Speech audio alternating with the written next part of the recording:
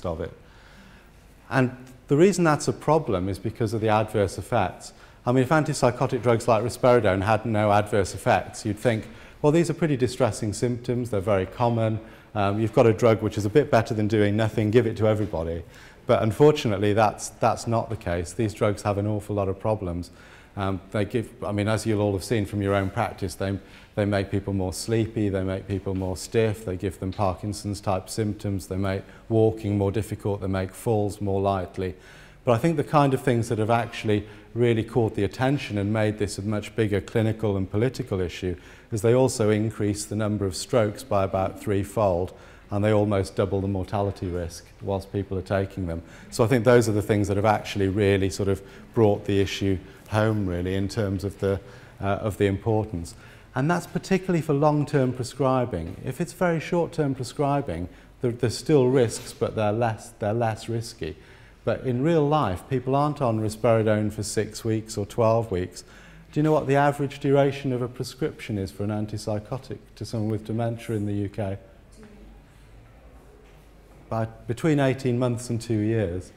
So generally, when somebody's on an antipsychotic, they're on it for a long time, and that's where the kind of harms really start to come. So for example, for strokes, if somebody's on risperidone for a year, 1 in every 6 people will have a stroke that otherwise wouldn't have had one. So that kind of just gives you an idea of the sort of proportion of people who are being harmed. But it's particularly the long-term prescribing that's a problem. The other thing they do is they actually accelerate cognitive decline. This is a trial we did a few years ago comparing the antipsychotic quetiapine with placebo over 6 months. And we used a scale called the Severe Impairment Battery, which is specifically designed for people with more severe cognitive impairment. The people taking quetiapine declined 14 points more than the people taking placebo over 6 months. So that's about a 4-fold increase in the rate of decline. And across all of the studies of antipsychotics, there's probably somewhere between a 2- and 4-fold increase in the rate of decline. And given that dementia is a condition of progressive decline of cognition and function, it's really counterintuitive that we'd give people for long-term treatment with drugs that are actually accelerating that process.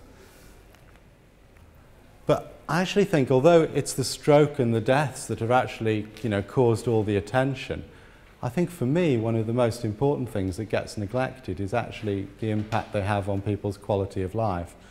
Most of the controlled trials of treatments like risperidone haven't included a quality of life measure. And there's a kind of assumption, if you're making people's symptoms better, that you're making the quality of life better.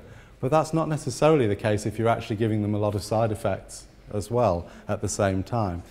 And the only kind of evidence we really have about quality of life in antipsychotics is indirect evidence. It's evidence from a study where we stopped antipsychotics as part of person-centered care training.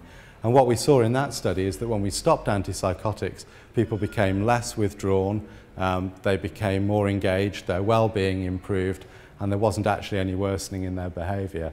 So the only evidence we have is that stopping antipsychotics improves quality of life.